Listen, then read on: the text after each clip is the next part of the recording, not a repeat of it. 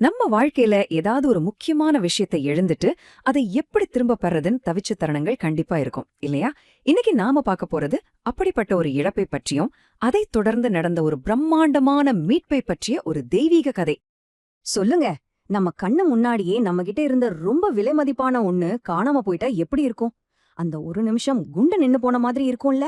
அந்த பதட்டம், அந்த கவலை, அது பணமா இருக்கலாம், சொத்தா இருக்கலாம், இல்லே நம்ம மன நிம்மதியா கூட இருக்கலாம். இந்த உணர்வு நம்ம எல்லாருக்குமே ரொம்ப ரொம்ப பரிச்சயமான ஒண்ணுதான். ஆனா ஒரு நிமிஷம் யோசிச்சு பாருங்க. இதே நிலைமை செல்வத்துக்கே அதிபதியான குபேரனுக்கு வந்தா, என்னது குபேரனே திவாலாய் போனாரான்னு கேக்குறீங்களா? ஆமாங்க, நம்ப முடியல இல்ல. தேவலோகத்தோட ட்ரெஷரர், செலஸ்டியல் ட்ரெஷரருக்கே ஒரு கட்டத்துல இந்த நிலைமை வந்திருக்கு. அப்போ எல்லாத்தையும் இழந்து நின்ன குபேரன் என்ன செஞ்சார்? எங்க போனாரு? அவர் நேரா போனது ஒரு தெய்வீக வங்கிக்கு, சொல்லப்போனா அ டிவைன் பேங்க். அந்த பேங்க் தான் திருக்கோளூர்ல இருக்கிற வைத்தமாநிதி பெருமாள் கோயில். அப்படி என்னங்க இந்த கோயில்ல ஒரு ஸ்பெஷாலிட்டி? வாங்க, நாம முதல்ல அந்த பெயரோட அர்த்தத்திலிருந்தே ஆரம்பிப்போம். ஏன்னா அந்த பெயர்லயே ஒரு பெரிய ரகசியம் ஒளிஞ்சிருக்கு. இங்க இருக்கிற மூலவரோட பேரு வைத்த மாநிதி பெருமாள். இந்த பேரை கொஞ்சம் பிரிச்சு பாப்போமா? வைத்த அப்படின்னா பாதுகாக்கப்பட்டது, செக்யூரா வச்சிருக்கிறது. மானா பெரிய, நிதினா புதையல். அப்போ மொத்தமா சேர்த்தா என்ன அர்த்தம்? பெரிய புதையல பத்திரமா வச்சிருக்கிறவர். கேக்கும்போதே ஒரு தெய்வீக பேங்க் லாக்கர் மாதிரி இருக்குல்ல? சரி, இந்த பேரு வர காரணம் என்ன? கதைப்படி குபேரன் இழந்த அத்தனை செல்வத்தையும் மகாவிஷ்ணு எடுத்து மரக்கால்னு சொல்லப்படுற ஒரு அளவிடம் பாத்திரத்துல ரொம்ப பத்திரமா வச்சு பாதுகாத்தாராம். அதனாலதான் அவருக்கு வைத்த மாநிதிங்கிற பேரே உருவாச்சு. ஆனா ஒரு நிமிஷம், ஒரு கேள்வி வருது இல்லையா? செல்வத்துக்கே அதிபதி எப்படிங்க தன் சொத்தை இழந்தாரு? அதுக்கு பின்னாடி ஒரு பெரிய கதை இருக்கு, ஒரு சாபத்தோட கதை. குபேரனோட வாழ்க்கை 4 ஸ்டெப்ல தலைகீழா மாறிடுச்சு. ஸ்டெப் 1, கைலாயத்துல பார்வதி தேவிய ஒரு தவறான நோக்கத்தோட பாக்குறாரு. ஸ்டெப் 2, கோபமடைஞ்ச பார்வதி தேவி அவரோட 9 நிதிகளும் ஒரு கண் பார்வையும் போகட்டும்னு சாபம் கொடுத்துட்டாங்க. அடுத்த நிமிஷம் எல்லாம் காலி. ஸ்டெப் 3, செல்வத்தையும் பார்வையும் இழந்து அவர் கடைசியா வந்து சேர்ந்த இடம் திருக்கோளூர். இங்க வந்து கடுமையான தவம் இருக்காரு.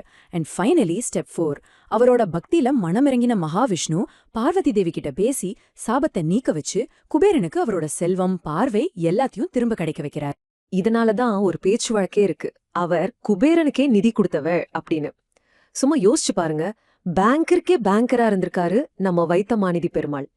இந்த கதைக்கு சாட்சி வெறும் பெயரோ புராணமோ மட்டும் கிடையாதுங்க. இங்க இருக்கிற மூலவர் சிலையே இதுக்கு ஒரு ஜீவனுள்ள ஆதாரம். வாங்க, அந்த ரொம்பவே தனித்துவமான கோலத்தை பத்தி இப்ப விரிவா பார்க்கலாம். இங்க இருக்கிற பெருமாளோட கோலத்துல ஒவ்வொரு அசைவுக்குமே ஒரு ஆழமான அர்த்தம் இருக்கு. முதல்ல அவர் தலை வச்சிருக்கிறது வழக்கமா ஆதிசேஷன் மேல கிடையாது. இங்கே புதையல் நிரம்பிய அந்த மரக்கால் மேல தலை வச்சு படுத்திருக்கார். எதுக்கு? அந்த புதையல ஒரு செகண்ட் கூட கண்ணை விட்டு விலகாம பாத்துக்கிறதுக்கு. அடுத்ததா அவரோட இடது கைய பாருங்க. அது நம்மள பார்த்து, கவலைப்படாதீங்க, நீங்க தேடுற புதையல் என்கிட்ட இருக்கு வாங்கன்னு அன்பா அழைக்கிற மாதிரி திறந்திருக்கு. அதே சமயம் அவரோட வலது கை முன்னோக்கி நீட்டி, இந்த செல்வத்தை வச்சு தர்மம் பண்ணுங்க, இல்லனா இது மறுபடியும் உங்களை விட்டு போயிடும்னு ஒரு எச்சரிக்கை கொடுக்கற மாதிரி இருக்கு. இதுதாங்க ரொம்ப முக்கியமான விஷயம். மத்த கோயில்கள்ல பாக்குற சயன கோலத்துக்கும் இந்த திருக்கோளூர் கோலத்துக்கும் இருக்கிற அடிப்படை வித்தியாசமே இதுதான். மத்த இடங்கள்ல தலைக்கு ஆணை ஆதிசேஷன், ஆனா இங்க புதையல் நிரம்பிய மரக்கால். இது ஒன்னே போதும் இந்த ஸ்தலத்தோட நோக்கம் என்னன்னு நமக்கு புரிய வைக்கிறதுக்கு. அப்போ இங்க வந்தா வெறும் பணம், சொத்து சம்பந்தப்பட்ட பிரச்சனைகள் தானா தீரும்? இல்லவே இல்ல. இந்த கோயில் அதை விட ஆழமான வாழ்க்கை சிக்கல்களுக்கும் ஒரு தீர்வா இருக்கு. ஜோதிட ரீதியா பார்த்தோம்னா இந்த தலம் நவ திருப்பதிகள்ல செவ்வாய் கிரகத்துக்கான ஸ்தலம். இதனால செவ்வாயால வரக்கூடிய பிரச்சனைகள், அதாவது கடன் தொல்லை, சொத்து தகராறுகள், திருமண தடைகள், செவ்வாய் தோஷம் மாதிரியான விஷயங்களுக்கு இங்க வந்து குறிப்பிட்ட பரிகாரங்கள் செய்யும்போது ஒரு நல்ல தீர்வு கிடைக்குங்கிறது ஒரு ஆழமான நம்பிக்கை. சரி, பரிகாரம், செல்வம் இதையெல்லாம் தாண்டி இந்த ஊர் ஒரு பெரிய ஞான பூமி. 12 ஆழ்வார்கள்ல ஒருத்தரான மதுரகவி ஆழ்வார் அவதரிச்ச புண்ணியஸ்தலம் இது. அது மட்டும் இல்லாம வரலாற்றிலேயே ரொம்ப புகழ்பெற்ற திருக்கோளூர் பெண் பிள்ளைன்னு ஒரு ஞான பெண் வாழ்ந்த இடமும் இதே ஊர்தான். அந்த பெண்மணியோட ஞானம் எந்த அளவுக்கு இருந்ததுன்னு பாருங்க. மாபெரும் ஆச்சாரியரான ராமானுஜரே அவங்கள பார்க்க வர்றாரு. அப்போ அந்த பெண்மணி, இந்த மாதிரி ஒரு புனிதமான ஊர்ல வாழ்றதுக்கு எனக்கு எந்த தகுதியும் இல்லைன்னு ரொம்ப பணிவா சொல்றாங்க.